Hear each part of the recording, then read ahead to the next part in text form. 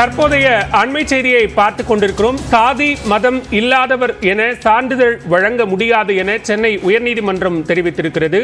சாதி மதமற்றவர் சான்றிதழ் கேட்டு விண்ணப்பித்திருப்பவர்களினுடைய விருப்பம் தனிப்பட்டது என்றும் தெரிவிக்கப்பட்டிருக்கிறது. அதே நேரத்தில் மனுதாரனுடைய விருப்பம் பாராட்டுக்குரியது என்று தெரிவித்திருக்கக்கூடிய நீதிபதி சாதி மதம் இல்லாதவர் என சான்றிதழ் வழங்க முடியாது என்று தெரிவித்திருக்கிறார். கூடுதல் விவரங்களோடு இணைகிறார் எமது நீதிமன்ற செய்தியாளர் மதன். விவரங்களை பதிவு செய்யலாம். யார் தொடர்ந்த வழக்கு? பாலா, திருப்பத்தூர் மாவட்டத்தை சேர்ந்த சந்தோஷ் என்பவர் தான் இந்த வழக்கை தொடர்ந்திருக்காரு. அதாவது அவர் சாதி மதமற்றவர் என்ற ஒரு சான்றிதழ் வேண்டும் என்று கேட்டு திருப்பத்தூர் தாசில்தாரிடம் விண்ணப்பித்துள்ளார். ஆனால் அந்த மனு மீது எந்த ஒரு நடவடிக்கை எடுக்கவில்லை என்பதால் இந்த வழக்கை தொடர்ந்தார்.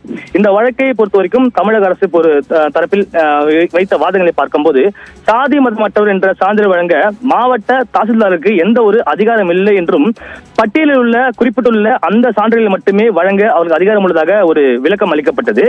இதையடுத்து இந்த வழக்கை விசாரித்த நீதிபதி எஸ்.எம். சுப்பிரமணியம் சாதி மதமற்றவர் என்ற சான்றிதழ் கேட்டுள்ள இந்த மனுதாரருடைய விருப்பம் பாராட்டக்கூடியது என்று தெரிவித்துள்ளார். அதே வேளையில் இது போல வழங்கினால் சில பிரச்சனைகள் ஏற்படும் என்றும் அவர் இந்த வழக்கில் குறிப்பிட்டுள்ளார்.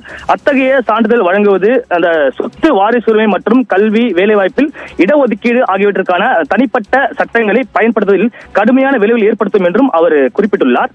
அது மட்டுமில்லாமல் அரசு உத்தரவுப்படி கல்வி நிலையங்களில் விண்ணப்பங்களில் சாதி மதம் தொடர்பான அந்த இடத்தை பூர்த்தி செய்யாமல் அப்படியே விட்டுவிடலாம் என்றும் அதற்கான உரிமை அவர்கள் உள்ளது என்றும் தற்போது நீதிபதி தன்னுடைய கருத்து தெரிவித்துள்ளார். அதை அதிகாரிகள் யாரும் கேள்வி எழுப்ப முடியாது என்றும் தற்போது இந்த உத்தரவில் சுட்டிக்காட்டியுள்ளார். சாதி மதமற்றவர் என்ற இந்த சான்றிதழை வழங்க வருவாய்த்துறை அதிகாரிகளுக்கு அதிகாரம் இல்லாத நிலையில் அவர்களுக்கு எந்த ஒரு உத்தரவும் இந்த வழக்கில் பிறப்பிக்க முடியாது என்றும் தெரிவித்து இந்த வழக்கை தற்போது தள்ளுபடி செய்தும் நீதிபதி எஸ்.எம். சுப்பிரமணியம் தள்ளுபடி செய்து உத்தரவு பிறப்பித்துள்ளார். பாலா, நன்றி மதன், விரிவான விவரங்களுக்கு.